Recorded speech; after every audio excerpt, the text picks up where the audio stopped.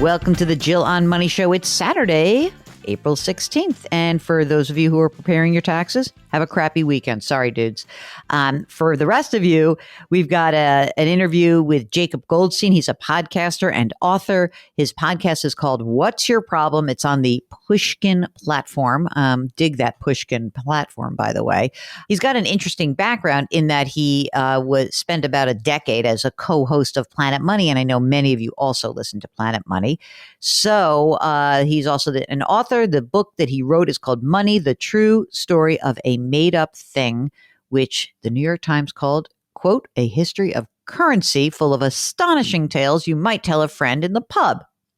Pub is not a word that is often used in the New York area, so I don't know what pub they're talking about in the New York Times. Okay, here's the first part of our interview with Jacob Goldstein. Talk a little bit about early Planet Money and what was going on at the time.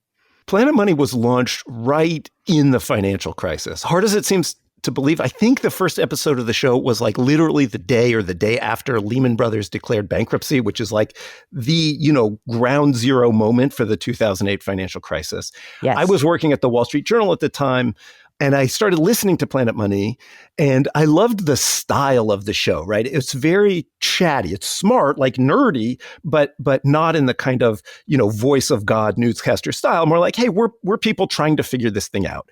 And I really liked their style. And I was lucky enough in 2010 to go and get a job there. And it was a great job. Can I say that the maybe the only podcast that I downloaded for like 5 years that actually is still on my computer is The Giant Pool of Money. Yeah. So that was actually This American Life, Yep. Even before Planet Money launched. That was like the Planet Money. And it impressively, in retrospect, I can say that because I wasn't a part of it, it was in like the spring of 2008. So it was before the real full-on meltdown had happened. So they were smart enough sort of to see that coming and then to turn, basically securitization of mortgages, this pretty wonky, arcane financial subject that was about to be a huge deal. They were able to turn that into this like fun character-driven narrative that ordinary people could like follow and understand and be interested in. Now, besides being a cocktail, can you talk about Gimlet and what happened out of the Planet Money world and what spurred from that? Sure. So one of the founders of Planet Money was a guy named Alex Bloomberg, super talented. He had worked at This American Life before. And several years into Planet Money, he realized, hey, podcasts, these are like a real thing. This is an exciting sort of creative moment. And he went and he started a company called Gimlet that made podcasts, and they made a bunch of podcasts for a few years, and then they got bought by Spotify for like $200 million. So mazel tov, Alex. Okay, but why, when Jacob Goldstein is launching into his next career, does he not go to Gimlet and instead goes to Pushkin? And we'll talk about your brand new show. But why? So what happened there? Like, I kind of would have thought like, all right, all you NPR people, you're very high-minded. You all stick together. And so you would have gone to Gimlet. Why did you choose Pushkin for your first solo podcast? Great question. Basically, by the time I was ready to leap, I liked Planet Money and I was working on a book, and all these things sort of kept me there for a while as Alex was building and then selling Gimlet. By the time I was ready to leap, I was ready for someplace smaller and kind of more entrepreneurial than NPR. And by the time I was ready to go, Gimlet had already been bought. It was already a part of this giant corporation, Spotify. Whereas Pushkin, the company where I work now, was at an earlier stage, basically. Pushkin is about 60 people. I don't even count as a new guy there anymore because I've been there for 6 months now. There were 50 when I went. And so it seemed sort of fun and exciting to be at a small, independent, startup-y place. That's why I went to Pushkin. And it's great. Like, it's full of smart people. And, Michael Lewis makes a show there and Malcolm Gladwell makes a show there. Like, these really brilliant people are making podcasts there. So it's fun to be, in the room. And now you've got this new podcast. It's called What's Your Problem? With Jacob Goldstein. So what's this whole podcast about, Jacob? So the podcast is an interview show, and I talk to entrepreneurs and engineers, basically people who are working on hard, interesting problems about, what are they trying to do? What's the problem they're trying to solve? And this comes from the book you wrote, right? Yeah, it's related. So the book I wrote was a book about money, but there's a big idea both in the book and that I sort of learned when I was at Planet Money. I didn't really study economics before covering it at Planet Money. And the really big idea of economics that is useful and exciting to me is this idea that the pie can get bigger, right? That like everybody can get richer. And it's not intuitive, right? The world feels like a zero-sum game. If somebody gets more, it feels like somebody else should have less. But that's just not true, right? And when you zoom out and look at, the past few hundred years, most of the people in the world today are much richer than their grandparents were. And the way you get richer, the way we all get richer collectively, is by people figuring out how to do things better, right? By real technological breakthroughs, not just like a new app, but like figuring out how to do things more efficiently, how to do things more cheaply, how to do things faster. Like it's really progress, right? The word progress is kind of out of fashion, but it's a real thing. And that's what I'm excited about. And I'm really trying to get to the real thing happening with progress in my show.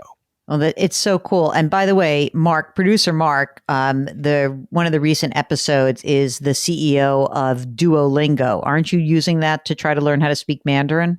Yeah. So Louis Van An is the guy's name, and Jacob talks to him. So how do you come up with the idea of who comes on the program? Like, is it just like you like, I read this cool thing, or do you have like this whole like cadre of producers pitching you, and how do you come up with these ideas? Yeah, there is no cadre. I have a producer, and we try and figure out, who is interesting, who is working on a big problem that a lot of people will care about, who's going to be candid about the problems they have. So you mentioned the Duolingo guy with the language app, and he was great because he came on the show and he said, look, the app is good at teaching people to read and write and understand. But we're still not that good at actually teaching people to speak.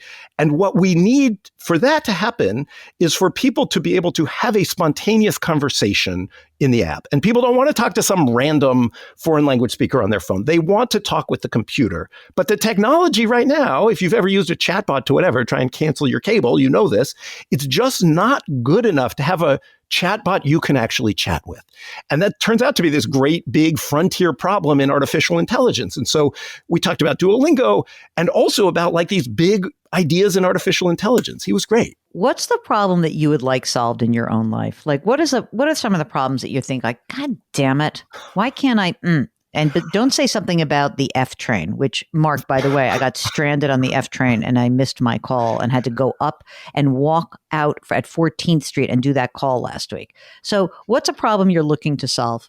The F train is a problem. It's a problem right now. I mean, I'm telling you that right now. It is interesting if you think about transportation, right? Like transportation, I mean, cars have gotten more efficient, which is good and exciting. But if you think about speed of transportation and general ease of transportation, it has not gotten better for 50 years, say, right? Planes, in fact, go slower than they went 50 years ago. Now, like, it's not a personal problem for me. Like, I don't care. I don't travel that much. It would be nice if the F train were better.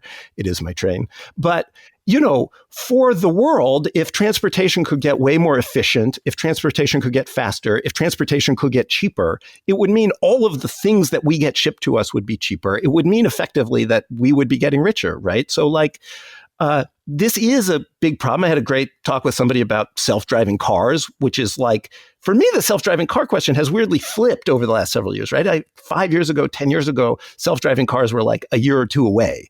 And then 4 years after that, they were a year or two away. And now it's like, well, it's kind of a hard problem, it turns out. And the interesting thing that I learned really in doing a interview with the CEO of Zoox, which is this autonomous car company that Amazon bought a while back, is like, if there were no human drivers, autonomous cars would be here. Cars could drive themselves. The problem for cars is understanding what we weird human beings are going to do. Pulling up at a four-way stop. If you're a human driver and there's somebody else pulling up, you immediately, without thinking about it, know all these things about that person. You can read their attitude. You can be like, oh, is this the kind of jerk who's going to jam in front of me? Or is this the kind of person who's going to wait there all day for me to go, right? AI can't figure that out yet, right? It's a thing we as humans have been learning all our lives without knowing it. All of this sort of implicit knowledge we have about the way other people are. That turns out to be the really hard problem for AI. I will say that traffic is a problem that continues to vex. And I find that in the post-pandemic world, I'm once again reminded of this, like the annoyances of pre-pandemic world are back again, like traffic, and it does drive me insane. So the idea of having a self-driving car and having traffic that would move at a certain pace, that, you know what I mean? Like that it seems like it would be such a great life enhancer for the vast majority of Americans. I think it would. I mean, it's hard to make the shift, right? Like if you could get to the world with all AI vehicles and then with all self-driving cars that are truly self-driving, you wouldn't even need to own a car. Like you could if you wanted, but why would you, right? Why would you leave a car sitting there in your driveway when it could go off and pick up somebody else and give them a ride?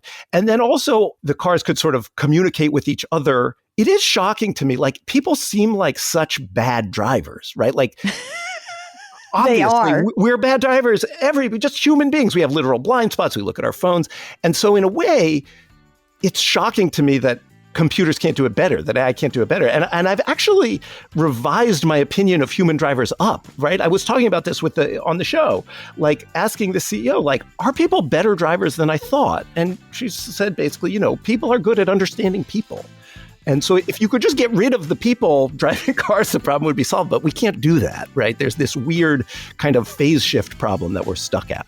Okay, second part of our interview with Jacob Goldstein will air tomorrow. In the meantime, good luck with your taxes, procrastinators. And for the rest of you, have a wonderful, wonderful weekend.